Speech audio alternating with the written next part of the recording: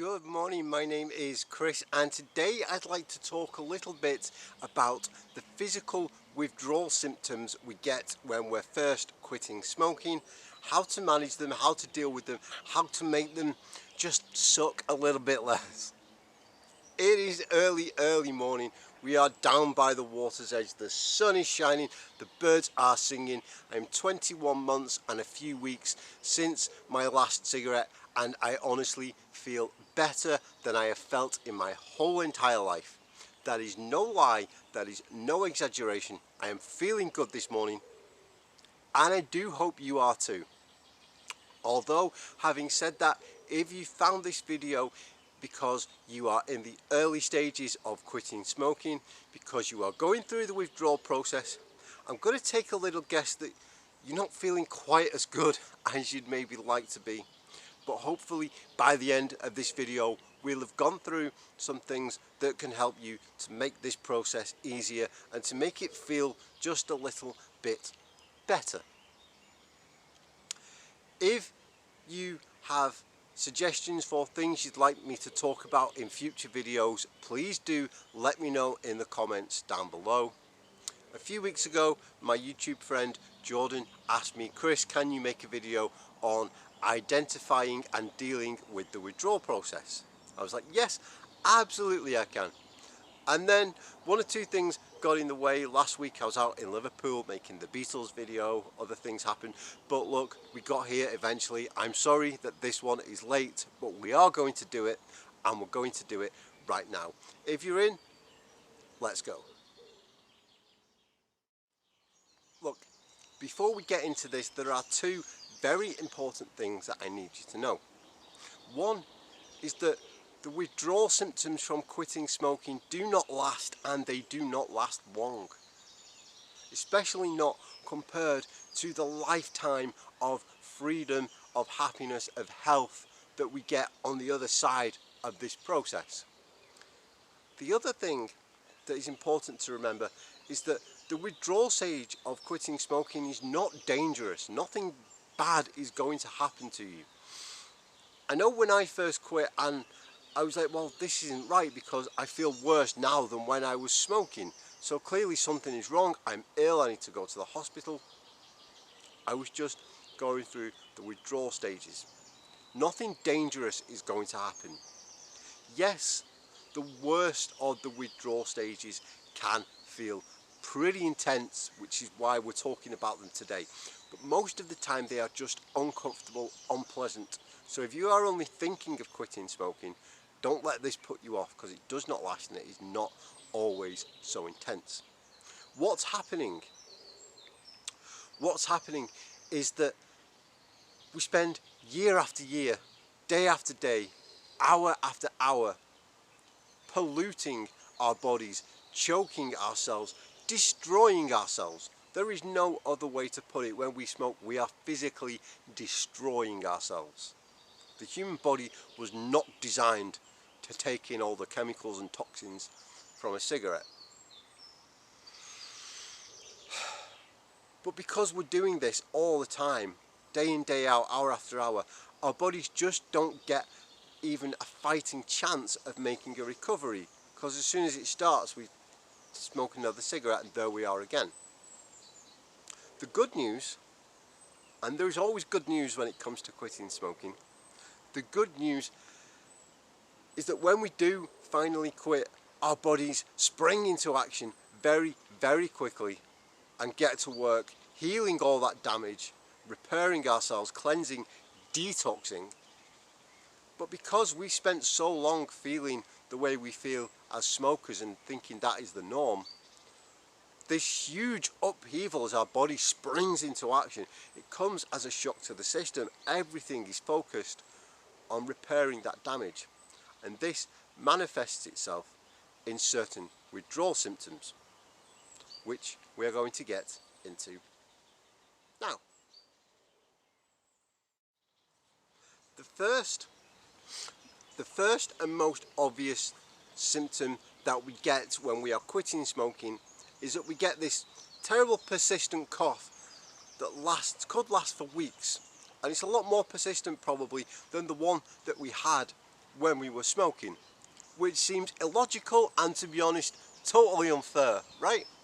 I don't know about you, but when I decided that I was definitely going to quit, one of the things that motivated me was that I was sick of waking up every morning, and the first thing that I did without fail was go to the bathroom and cough, cough, cough, and just go through this awful coughing fit.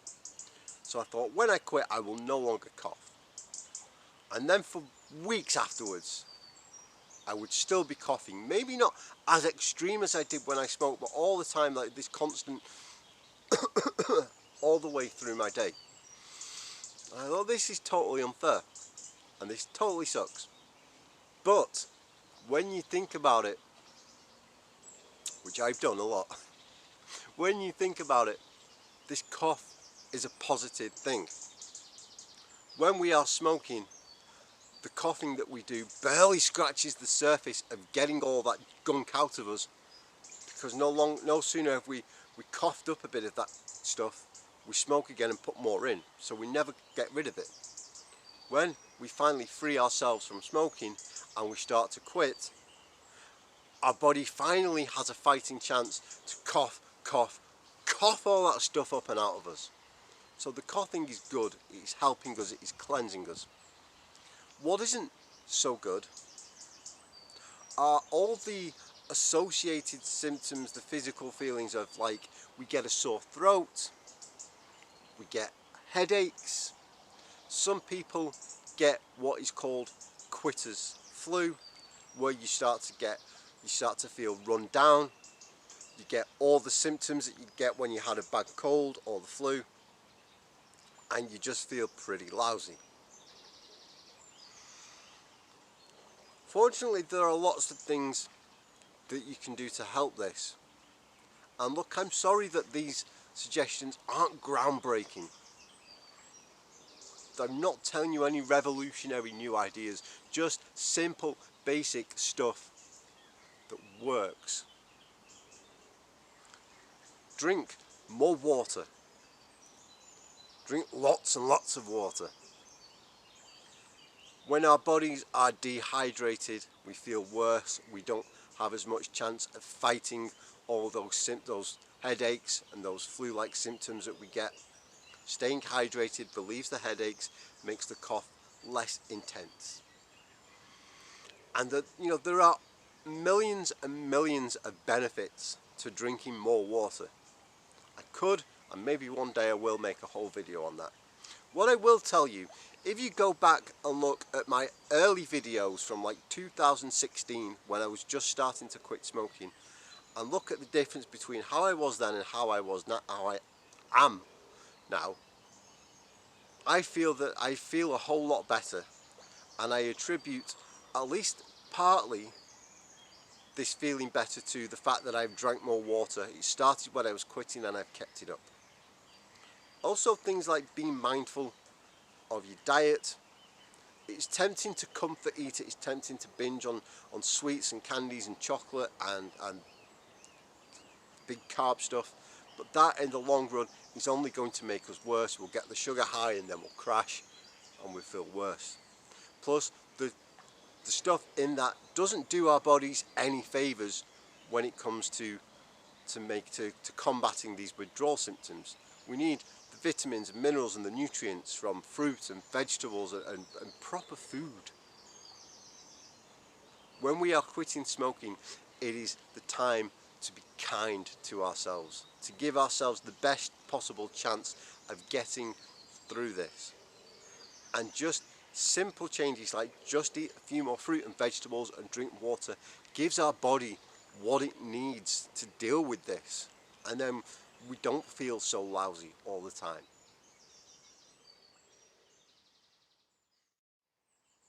The other big withdrawal symptom when we are quitting smoking is that, yes, for lots of people it messes up our sleep completely.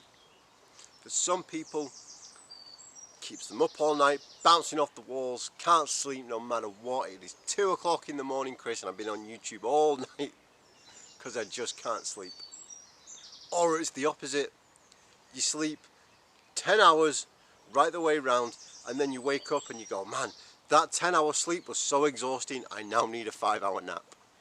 You just can't seem to wake up. You've got this mental fog. Sleep is not happening for you. Again, there are lots and lots and lots of things that we can do to help ourselves get a peaceful night's sleep and have energy during the day.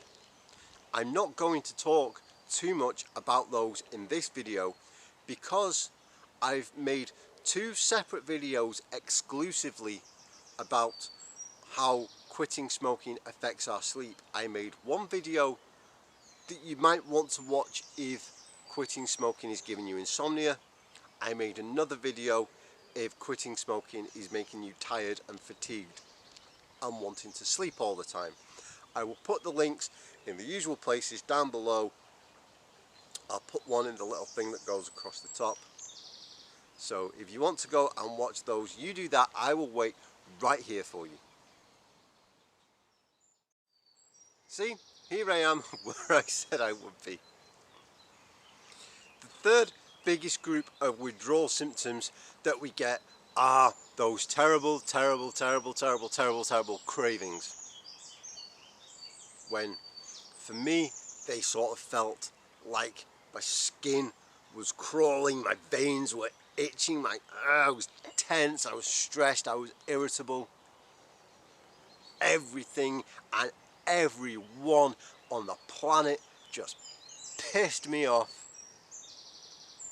I didn't know whether to run or punch something or tear my hair out, and you get this sense of the only thing that is going to fix this is a cigarette. I need that cigarette, I need that nicotine to come in me and just... You know what we say to that? No, no, no, no, no, no, no, no, no.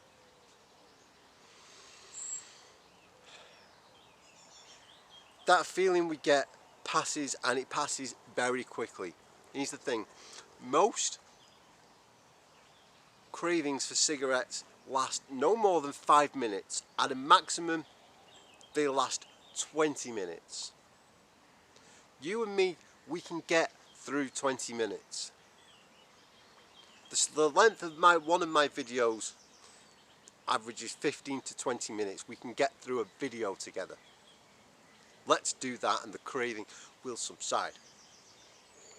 What used to really help me, and I know this sounds a bit weird, but stick with me.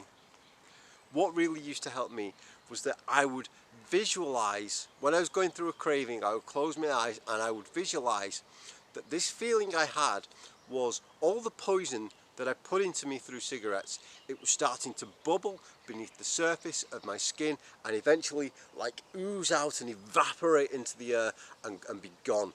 I imagined it as like a cleansing process, and although it felt bad, it was like physically just getting all that crap out of me. I used to think of it as like, you know, the scene in Alien when the alien bursts out the dude's belly? Like that, except instead of an alien, it was all poison and gunk from quitting smoking. It turned what was an unpleasant experience into actually quite a cathartic and pleasant experience. But let's say you're not, that's not for you. What else can you try? Breathing techniques work really, really well. You can do a simple one. Breathe in for 4, hold for 4, breathe out for 4. In for 4, hold for 4, out for 4. 4, 4, 4, 4.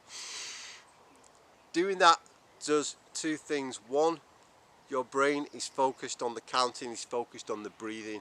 It is therefore not focused on the cigarettes, on wanting a cigarette and wanting to smoke. The other is that just breathing does something nice to us, makes us feel calm and relaxed, gets us through that process. But let's say you've already passed, you've passed the point where breathing techniques and staying calm is going to help you. You are irritable, you are pissed off, you want to bounce off the walls, the adrenaline is pumping, you're shaking, you just need a cigarette. What can you do? This past weekend, I went to a concert. I went to see one of my favourite bands. They are called Public Image Limited. They have a song, and one of the main lines in this song is, "Anger is an energy. Anger is an energy."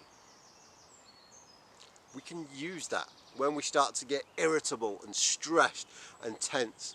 We can turn this energy into something that is positive, something that actually works for us and makes us feel good. We can, if we want to, get outside, do some exercise, go for a run, go to the gym, get on your bike. My mountain bike is literally the opposite side of this camera. I rode out here to be by the water's edge this morning. It is partly the reason why I am in such a good mood, because even that short little bike ride, and I didn't go 100 miles an hour, just a short little bike ride gets the endorphins going, gets all that lovely dopamine going through us, makes us to feel good. It turns that energy, all that built up energy when we're going through the craving process, into something positive. That sounds a little bit too active, sounds a little bit too intense. You don't have a bike, you don't want to run, you don't want to go to the gym. Dance. Come talk to me, come ask me out, we will go dancing. We will burn off that energy dancing. You get rid of the energy, plus you're listening to your favourite songs, you feel good. Do whatever you need to do that normally helps you blow off steam, whether that's beating up your PlayStation controller, listening to music, playing an instrument, talking to a friend. Something that is positive and constructive, and that turns the energy that builds up in us when we are craving a cigarette into something that is positive and actually makes us feel good.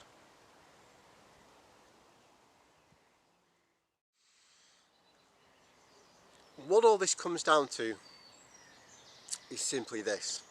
Look, the days of punishing ourselves is over. We no longer have to put ourselves through torture like we did when we smoked. So when we're going through the withdrawal stages, when they are unpleasant, when they are particularly intense, we have to give ourselves permission to be as kind to ourselves as we need to make that process a little bit easier to deal with. Being kind to ourselves does not necessarily mean indulging in other bad habits like binge eating junk food and things like that. Yes, don't get me wrong, cakes and sweets and good stuff, I love them as much as the next person, in moderation, but they are not going to do you any favours.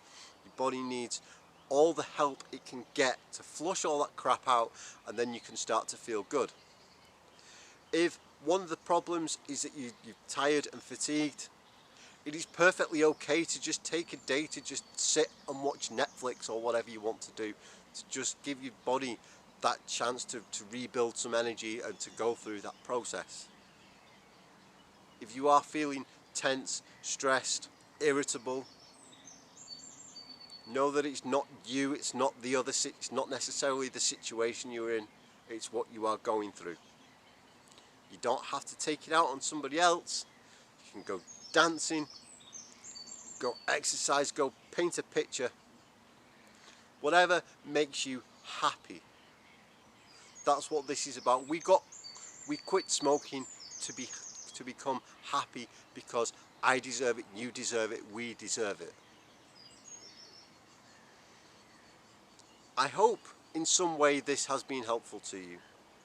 If you have other symptoms that I've not discussed here that you'd like me to talk about in other videos, do leave me a comment. Do let me know how you are getting on your smoking journey. As always, it is the favourite thing about making these YouTube videos, is hearing from you about how you're doing on your journey.